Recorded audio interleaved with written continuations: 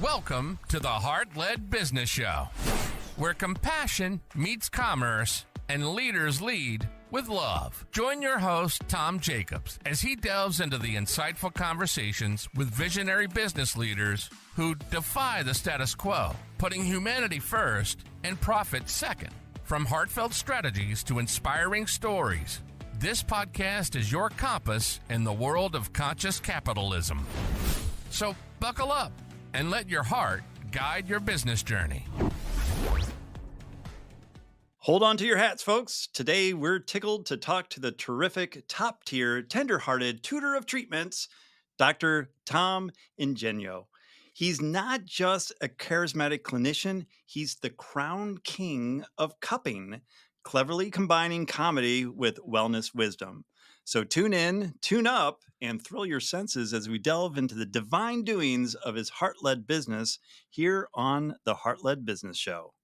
Tom, welcome to the show. Wow, that alliteration, man. Thank you so much for having me. I've never had an intro like that. That's amazing.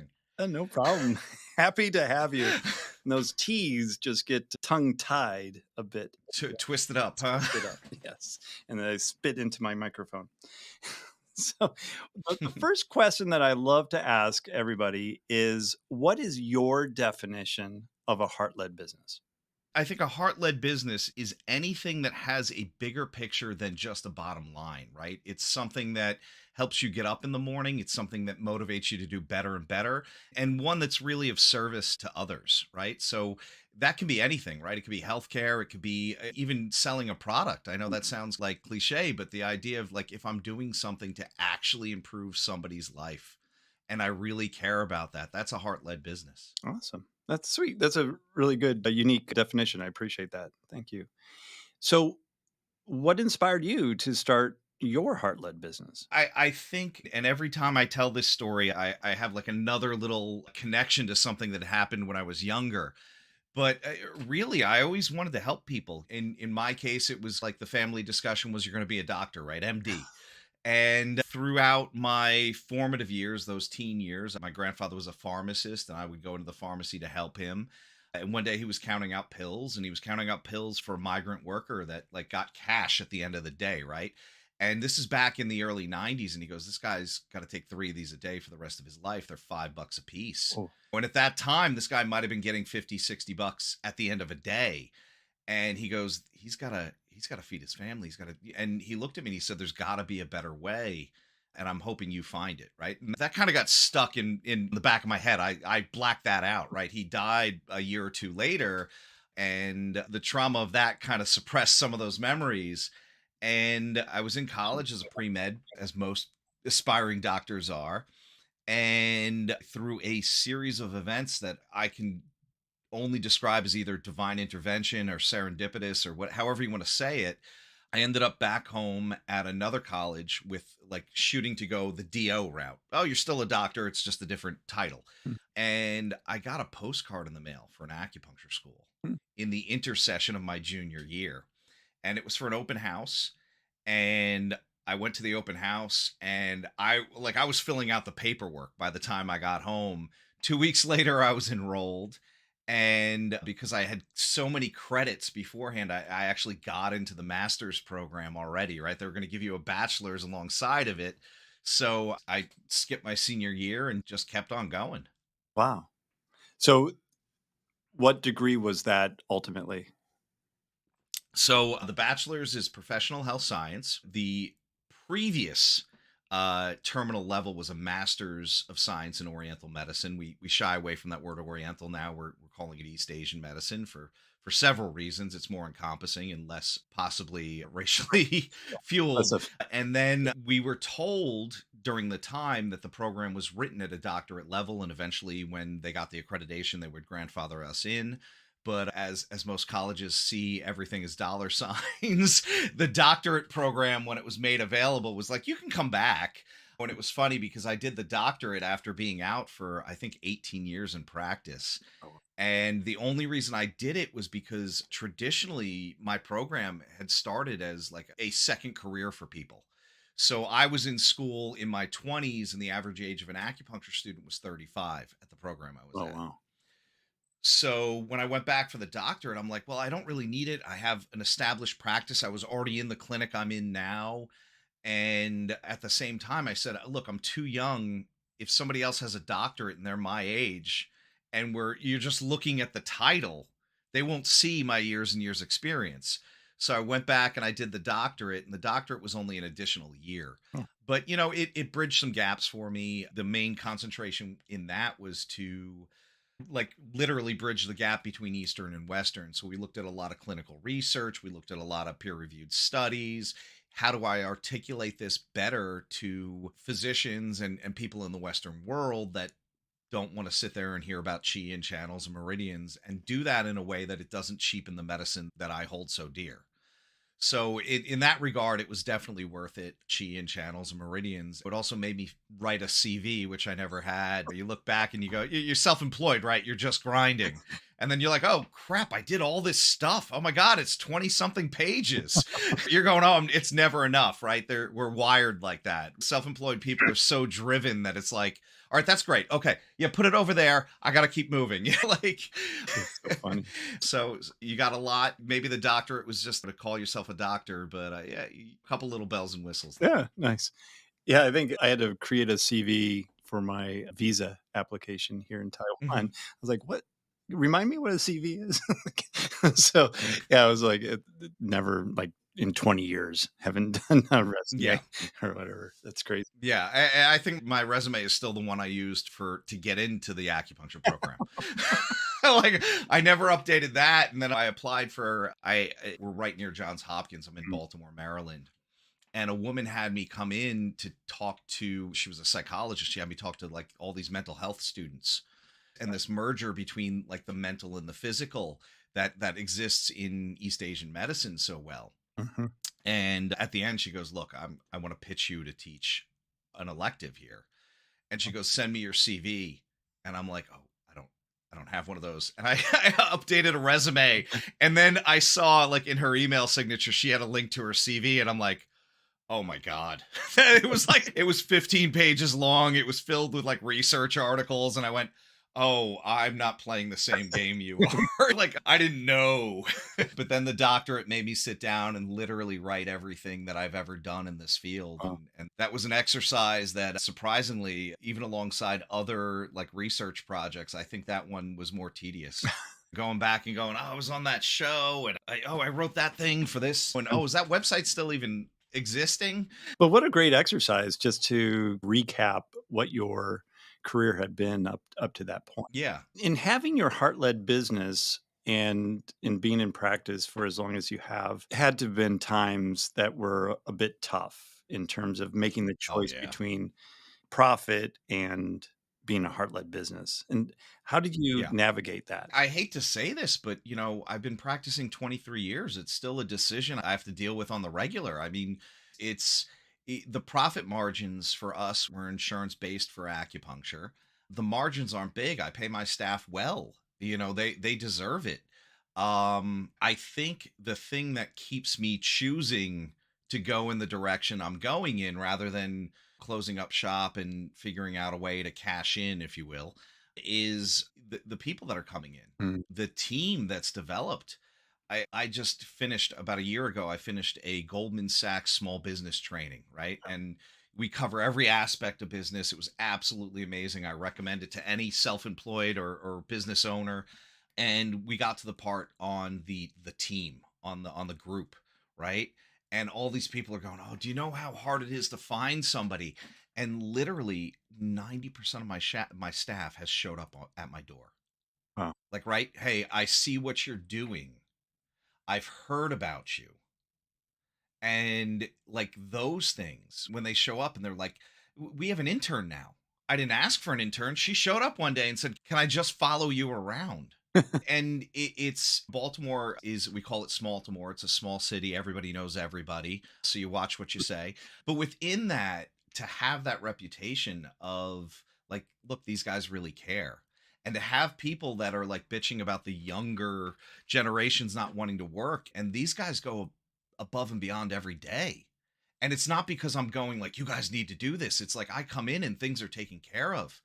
And hey, Tom, this patient called. They had this question. I told them that. Is that okay? You troubleshot for me and you did it better than I would have.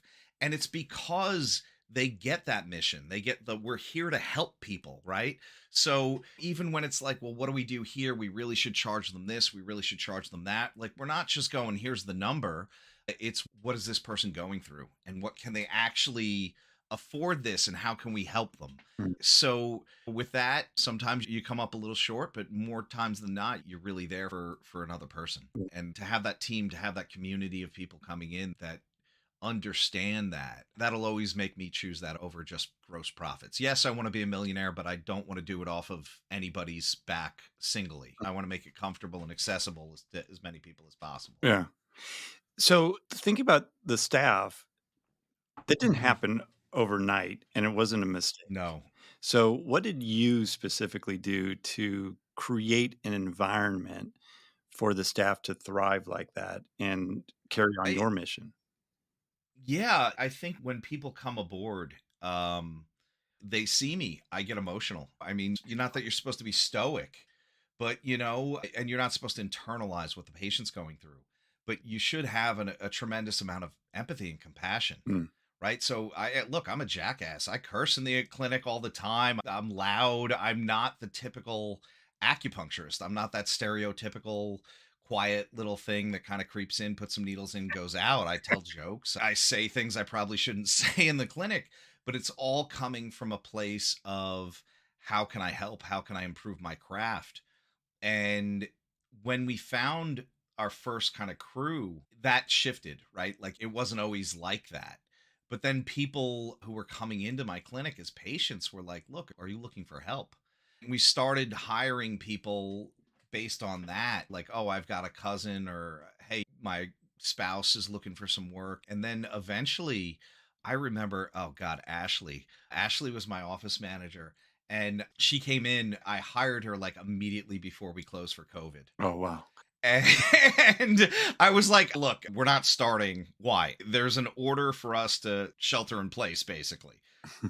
So we were in communication with her and one of my now associates, who was an acupuncture student, Corey. And the two of them just hung out, waited for us to open back up, and we're ready to go. Wow. And that was, with all the horrible stuff that happened with COVID, that was a do-over for me. It was this kind of time where I could go, look, I think we did this well. Here's what I don't think we did well. And we started training off of that. Like, here's the things I want to see in this clinic. And when Ashley graduated, she got a job, and it's like a perfect job for her, right? I mean, she's just such an amazing, vibrant person that while I was sad to see her leave, I was like a proud dad. It's like, oh my God, you're doing the thing, right? She's now in a heart-led position, right? And here I am going, oh my God, I'm losing my right-hand man. But at the same time, she goes, don't worry, I found two people. She brought in two front desk people, and I'm like, I didn't even meet them. And then I met them, and I went, oh my, yeah, no, they're perfect. They're perfect. And same thing. They just love what they do. I had friends over and we did a little thing at my office, and one of them said, you want me to hang out and help you so you can just converse with them rather than run people through these machines? And I go, yeah, totally. And they kept going, no, what's he really like as a boss? And she goes, no, you don't understand. This is the best job I've ever had. I get to help people. I feel like I'm making a difference in their life. Mm. Right. So I'm like, oh, she gets it. Yeah. And it turns out her sister's an acupuncturist. So she's like around it all the time anyway. But when you come at it, and you have to transmit that passion, you have to transmit that mission.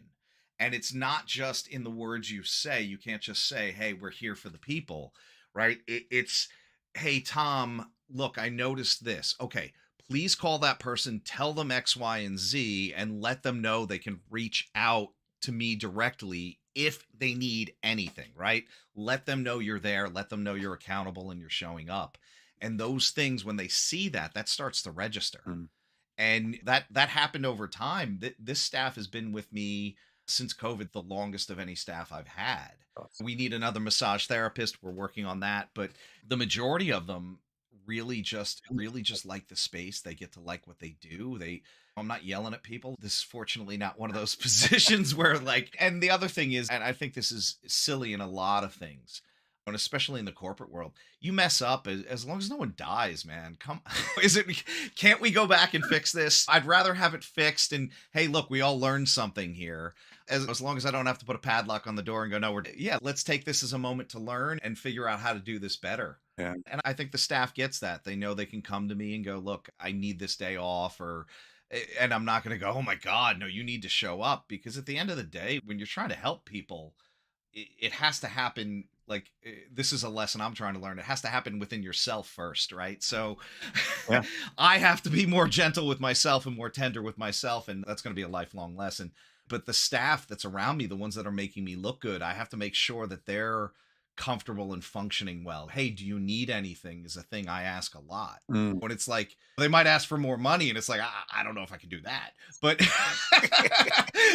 let me see how I can better support. Right. So we really try and have that open and honest conversation. I don't like when companies say we're a family, right? That always sounds so canned but to actually care about the people that are working with you on a level, like an appropriate level, but hey, this is another person that has needs and sometimes needs a hand up and some help. And then that resonates directly to the people that are walking in the front door. They feel it. They get it. And just summarizing that, you set the tone with the employees. You take care of the employees who then further take care of the patients that come in to the door. I mean, that's how business should be run. Unfortunately, you see some of these organizations, I've been in corporate work for 12 years when I first got out of school, and it was not, we don't take care of our people first. We take care of our shareholders first.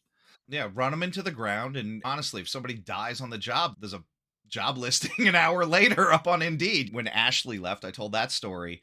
I had two other things happen. I had somebody that had been working with us. She also got a dream job. And I'm going, oh my God, all my staff is graduating. And then my office manager now, her name's Hannah. We call her Hank. She came with that nickname. I love it. I don't want to change it. She looked at me that same week, like 2 days later, and she goes, I know what I want to do with my life. And I go, what? And she goes, I want to be an acupuncturist. And I cried. I was like, are you kidding me? Like this bittersweet thing. And then I was like, now I'm thinking, all right, she's got another year and a half. We're going to have to get a bigger office. I need more treatment rooms. I'm like, because these people that I hear these horror stories of people not being able to find good people. And I'm like, I literally don't have places to put them. Yeah. So, I mean, a great problem to have. And those people, especially Hank, I think she gets it all. And I think she's going to be a terrific acupuncturist. I mean, Corey, who's been out a few years now, I wish I had her clinical prowess when I was that young. I'd be so much further along now. And they're just compassionate. They're level-headed. They're thinking with their hearts and their heads. Yeah, every single one of them. Yeah. And really, I'm sorry, I'm like gushing over them, but I have like 10 people that I really care about. Well, I mean, it does sound like a family, to be honest. But I don't want to be cliche. And like, I mean, they hang out, they go to each other's kids' birthday parties and stuff. And I like that. It's, if you're going to be somewhere the majority of the day, isn't it great to be somewhere where you're appreciated and where you like what you're doing and where you have pleasant interactions with people? I mean, God, if I sat in the car for 2 hours, there would have been some road rage. I wouldn't be having this interview right now. You'd be like, that guy does not have a heart like business. But to get to like be revitalized by the people that work for me. Yeah. Like I get burnt out pretty easily because I'm dumping my heart and soul into this. And like, hey, Tom, do you need anything? Like they'll ask me. Oh, that's awesome. It's like, wow. Oh God, it's so amazing. Yeah. Well, it's a testament to your leadership as well. And to contrast that, the people that are complaining, oh, I can't find good staff, they really need to look internally and see why they're repelling good staff, because that's really what it is. Or why their best people are leaving. Yeah. That's the other thing. They get somebody great and they're like, I don't know why this person left. And I'm like, I don't think you were listening to them. Yeah. They probably gave you signals all the way along, and you're like, they didn't like the 60-hour work week. Or the toxic work environment. Well, and I used to say things like, I'm not gonna ask you to do anything I wouldn't do myself. Yeah. So sometimes that's me scrubbing a toilet. But once again, lead by example. And then I come in and things are clean and things are put away and things that like, did you reorganize this? Mm. Yeah. Oh, I didn't ask you to do that. Yeah, but I figured I'd clean it up for you. Yeah, no, that's great. So how do you balance then leading with the heart, taking care of your staff, and also making a profit? That is something I'm constantly trying to re-navigate. So there's times when we have cash and I don't have time, and there's times where I don't have cash and I have plenty of time.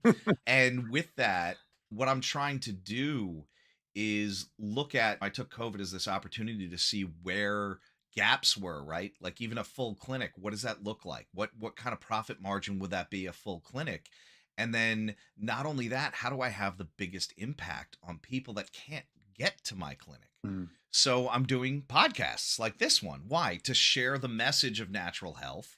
I wrote a book to like further impact people that maybe not in the area that want to take some practices into their own hands. I'm looking to lecture, one, because it'll feed back to the brick and mortar for people that are in Baltimore and in town. Two, it'll establish credibility. We talk about that a lot, right? Why'd you write the book? Oh, it's not going to be a New York Times bestseller. Hopefully I sell 100 of them. Yeah, but the idea is we've already sold over 100. I'm very happy about that. Awesome. But with that, how do I have that impact on a bigger scale? So I think for me, it's the scalability thing. That's how I'm going to get into that profit area that I want. So once again, could I bleed 100 patients as much as possible? Yeah, I probably could and do okay. Or can I get to 1,000 people, 100,000 people, and just say, hey, look, here's a little bit of my knowledge for a little cost. Is that worth it to you? Right. And be able to share. And then to the point in your book, follow up. Yeah. But what else can I do for you? How can I better serve you? How can I get to the root of your problems? And I'm enjoying these conversations that I'm having with podcasts. We have our own podcast.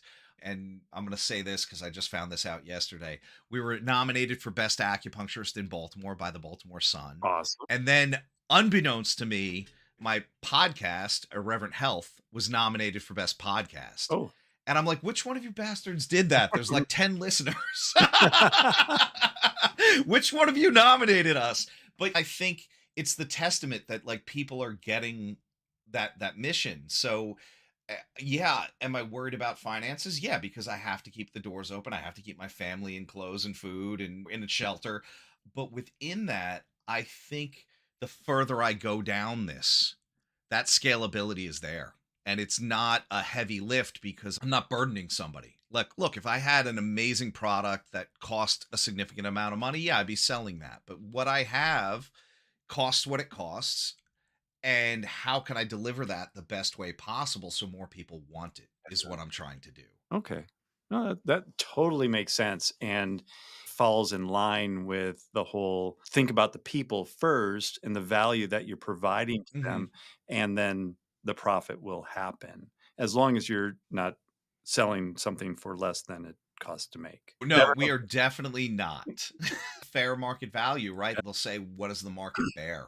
And I think we're right there. I think the quality and level is at the high end of what we do because we're dealing with insurance. Yeah. We're a little restricted in that, right? I can't be like, I'll write $10,000 down on the bill. They'll go, hey, we'll give you $80. Yeah. Take it or leave it. No, you signed a contract, man. But when you have people that get that you're driven to actually improving their lives, they check in a lot more, right? We have a membership model for some of the services that are not practitioner driven.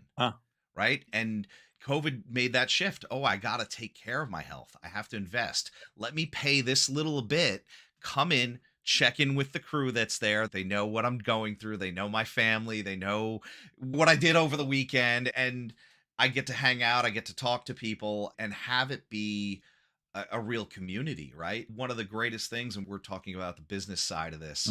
There's a story, and I don't know when it happened historically, right? I'm not a historian, but like the village healer, the acupuncturist, the doctor, whatever you want to call them at that time in China, everybody gave the guy a little bit of money so long as you were healthy. If you got sick, you didn't pay. So not only is it in the practitioner's best I love interest that. to go like, do you need anything? Are you feeling okay? You sleeping? Do you get something to eat? Making sure that you're feeling optimal. So that's like, I can't just be like, all right, everybody give me $20 Well, and stop if you feel sick. yeah. But it incentivizes the practitioner to make sure everybody's healthy and not sick. I mean, that Mhm. would be an interesting insurance model that the practitioner only gets paid for the patients that don't come in. Yeah. Yeah, out of the Yeah, and we're 5,000 starting to patients. see this. What do they call it? They call it outcome based payment, right? Mm, And it's a weird model. They're starting to see it on a bigger scale because services like ours, where it's like a therapy, and we don't exactly know how many treatments you're going to need. It's a little bit trickier, but the membership model for these services that are unassisted, that don't need a clinician for, why not look at that like that? yeah, Why? Because it should be more like a gym. Why? Because you're not going to go to the gym once and now all of a sudden your cardiovascular health and your muscle testing and your bone density is going to be where you want it to be. if only. But that is a commitment. And look, we're doing really well with the membership model. Our clinic, the practitioner part, is they're busy, Yeah. and you get more skill by practicing. So we're increasing our value to our patients, and to the community as a whole. And I was at an event, and the governor, and this blew me away. Wow, I sound like I'm bragging now. No, it's- But the governor came up to me at this event, right? And I'm not one of these guys that's going to throw myself in front and like, let's take a photo and here's my card. And he goes, hey man, I heard about your spot from at least 6 different people. Now, it's one thing for a politician to say like, "Oh, I love that," or "I heard you're good," or but like that's no. Then I'm literally going through my phone going, "All right, Ooh. which one knows the governor? Who was it?" But no, really, he's in Annapolis, he's not in Baltimore, and he heard of us. Wow. And that is that community building, that is that reputation, that's taking care of people that eventually pays out, right? That's good to be recognized as well. That's great Yeah. for what you do. And I talking about back to the membership model and then the practitioners being very busy. Mhm. Do you feel like the membership model is feeding the practitioners because you're getting the people acclimated to coming in more often? It goes in both Mm. directions, right? So my mentor he had a teacher in Japan who was blind. His name was Goto Sensei. And now watch it, that's not the blind one, and I messed that story up. But he would say that he doesn't give advice because it wastes his breath and hurts the patient's ears. So my teacher said, I heard you just have a conversation about what a guy should be eating. And he goes, no, he asked, right? So the driving force was this person was ready Mm. to accept that information. So we have a bunch of services. People can come in, quote unquote, a la carte, get that one thing. But what we see happening is at a certain point, and this goes both directions from the membership and from the massage and the acupuncture and all the private services we do, where they want to own their health. And they go, what else do you do here that you think would be appropriate? Right. And then we get this time to educate and say, what do you think of this? Right. And that's where we see the crossover, and it goes in both directions. Maybe they're just coming in for like the cold plunge, and they go, oh, you got a sauna too? Mm. Oh, let me do the cold plunge and then the sauna. And hey, you know what? I was at the gym this weekend. This happened. What do you got? Okay, well, maybe you need acupuncture this week, or let's try some cupping. Right. So it's not about being all things to all people. It's just understanding what works and plays well together, and then how to distribute that when it's appropriate to the person that needs it at that time. Yeah, And I think, yeah, we get a lot of crossover in both directions there. that's nice. That's good. Smart. Awesome. Well, we're getting to the end of our time together. So I'd love for you to share with the audience how they can learn a little bit more about you and your practice and maybe some of your books. Yeah. So the big one is that's going to be our clinic website. It is the juggernaut. It has everything. You'll find all about me. If people want to book me for lectures or figure out where the book is, it's Charm City Integrative, TIVE.com. If you're looking for the book, I teach how to do cupping safely without fire at home. Oh, The book is called The Cupping Book, and the website is called thecuppingbook.com. But if you go to charmcityintegrative.com, you will find out all about me, the clinic, and every link you need will be there. Awesome. We'll be sure to put that into the show notes as well, so they'll be easy for everybody to find. So, Tom, thank you so much for sharing your wisdom and your heart with all of our audience. I certainly appreciate it. All right, Tom, this was so much fun. Thank you for having me. Absolutely. And as a reminder to our listeners, if you could do what other smart and considerate listeners do, and that is sharing this podcast with those that are having a heart-led business and maybe having a little struggle with their profit and understanding how to integrate both of those things together. This show is all about helping them and sharing stories from others that are going through or have gone through similar situations. So until next time, lead with your heart. You've been listening to the Heart-Led Business Show, hosted by Tom Jacobs. Join us next time for another inspiring journey into the heart of business.